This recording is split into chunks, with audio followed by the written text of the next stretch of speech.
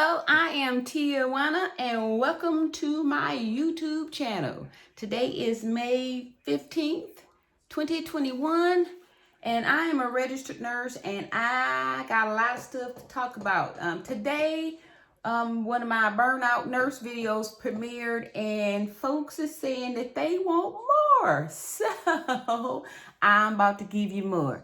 Stay tuned. Today's video is going to be pretty good. I got a lot of stuff to get off my chest from work. If this is your first time on my channel, thank you so much for stopping by. Please go ahead and smash the like button and subscribe to my channel. Hit the bell notification so you get notified when I upload another one of my fabulous videos.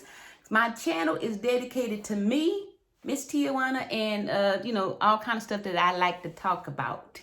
And today's video is going to be, all right, new grads, this one here is just for y'all because, y'all still come in with the rose-colored glasses on and I'm going to be such a great nurse and you don't get tired and all that good stuff. So when it's your turn to have that badge shift, it could go a little something like this, okay? So you're on day 2 of your 3-night work shift and, you had your set of patients. You're on the floor, so you got 6 patients, right? So the first day is usually a little bit difficult because you don't know the people and you got to try to find out who's the sickest. You're getting your thing together. So by the second day, you're hoping or you're expecting to be able to come back and get your same 6 patients back that you already know and you kind of, have a little rhythm. So the second night should technically go better than the night before.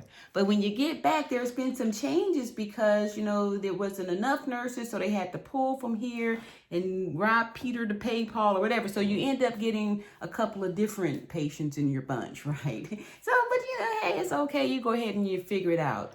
But while you're getting your report, you got patient B who is a narcissist and is used to manipulating people because of their condition. Sometimes when you get the sick narcs that come up in there, they, are angry and bitter. So now they want to, make sure that they want to share that anger and bitterness and, give you a bad day. So they start off with putting the call light on, right? So you get the call light, you come in there and you see that the patient has a trach. One of my pet peeves that really just close to just making me snap is when patients do this. Right? If you got a trach, then, you can't really talk because, you get the hole in your neck. So no sound is coming out, but they're just. So I immediately go, no. I don't read lips. So if you got something, let's get the communication board. Like we have a board that may have things that you can point to, wet, So I'll start off first with those things. Are you in pain? And you can just shake your head on those things, but don't do that. And I tell them that too. Look, I don't read lips, so please don't do that to me, right? So I go through the questionnaires and ask, about the little certain things that I could fix, and they still doing that stuff. So let me leave up out of here, and I'll come back when you can, help to express. So anyway, the patient puts the light back on again for second time. I come back in there, and they do that thing again. And this patient has been a long time trach person, so they're at home with the trach. They know all the stuff about the trach, so it's not no big surprising sweeping thing, right? And so I explain again, leave out because it continues to. So the third time, put the light on. By this time, I come back in with the paper and pen to hand to him because he can use his hands because he's texting and talking on the phone, not talking on the phone, but he's texting on the phone. He's doing things with the hands, right? So while I'm ready to tell him, like, stop doing this, if you can't hear you, what makes you think I can? I told you before I can't read lips.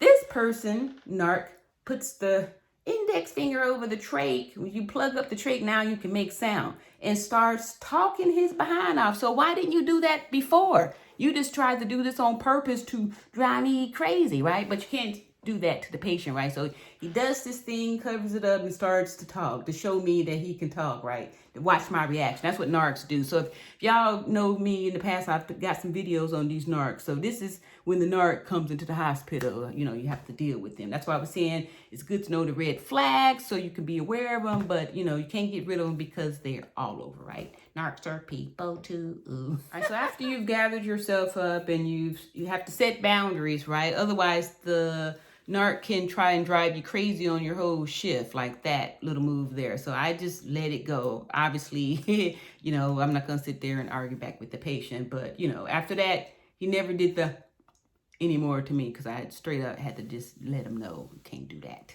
Don't play the game. So once baby. I, you know, set the boundaries there, I'm ready to have a smooth sailing shift, right? Because, you know, I didn't put the guy in his place in a professional way. But, you know, you have to be firm and, you know, set boundaries and stuff. So I'm ready to get started. But when it's your turn to have the bad shift, any and everything that can go wrong will go wrong. Because all of my computers, you know, everything's done on the computer. You have to scan for everything, right? So you scan your patient, scan your meds, and get it ready to, you know, administer your medication. And then the computer goes black, dies all before you can do anything, right? So you think that maybe that'll happen once you go get a new computer or you restart this one up. But how about when it's your turn to have the bad shift? Your computer fails multiple times. I went through 3 computers and I'm like, all in one day, really? Why? But when it's your turn to have the bad shift, it's just your turn. All your IVs will go bad at the same time, you know. You can go weeks without having to restart an IV on a person. But when it's your turn to have the bad shift, 4 out of your 6 patients will have a bad IV. Yeah.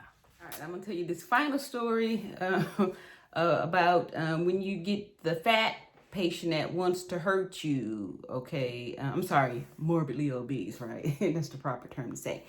These morbidly obese people be trying to get you to hurt your back because they bitter at you for being, they're just bitter for whatever. They're most of them are narcissists, and, you know, the narc is always, you know, intentions on hurting people and stuff. And what they'll do is that, you know, you in there with the team trying to turn them or something like that, because sometimes they be too big, too fat, they suffer. The morbid obesity is, you know, very intense, and it's difficult for them to move. Their mobility is down. So you and the team of other staff members are in there to hold them over, and instead of trying to, you know, reach and grab and pull them, help out, they will push back so you can, you know, get injured. You know, a lot of y'all new nurses be falling for that, but not an old burnout nurse. We see it coming. So if you want to do that, mister, you can fall your fat behind out the bed if you like to, and we'll see how easy it is to get you up off the floor.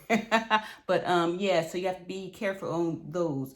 You know, one time I had a morbidly obese patient that kept trying to pretend that he's gonna fall off the bed and stuff, like he's gonna try to get up, knowing full well, you know, you didn't even walk up in here. So how are you getting out the bed? You know, you getting out the bed for real. So come in to find him. Because I'm like this, if you want to fall, you can fall. I will do the paperwork, you know, the incident report. You know, I don't like doing, nobody likes doing the incident report because, you know, it takes time. But before I get injured trying to catch you or stop you from falling, especially if you do it on purpose, oh no, I'll just do the paperwork, you know, because your back is very important. You only get one of them, you know, and you check out, you know, us older nurses have been in the game for a long time, you know, yeah, your back, yeah. So anyway, I come in the room and he has his morbidly obese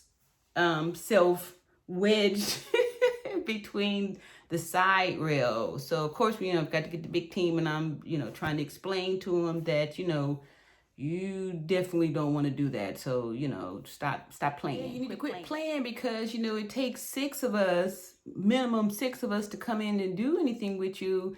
And if it's only, 8 of us there on the floor, on the unit, that means that you're taking more than half of the resources just for yourself. So, all right, y'all, that's it. I'm not gonna clown them too much because, like, I'm just, I'm coming out. But, y'all keep asking for this kind of stuff, and I'm gonna let it out. So tune in tomorrow for some more funny stories with the burned out nurse.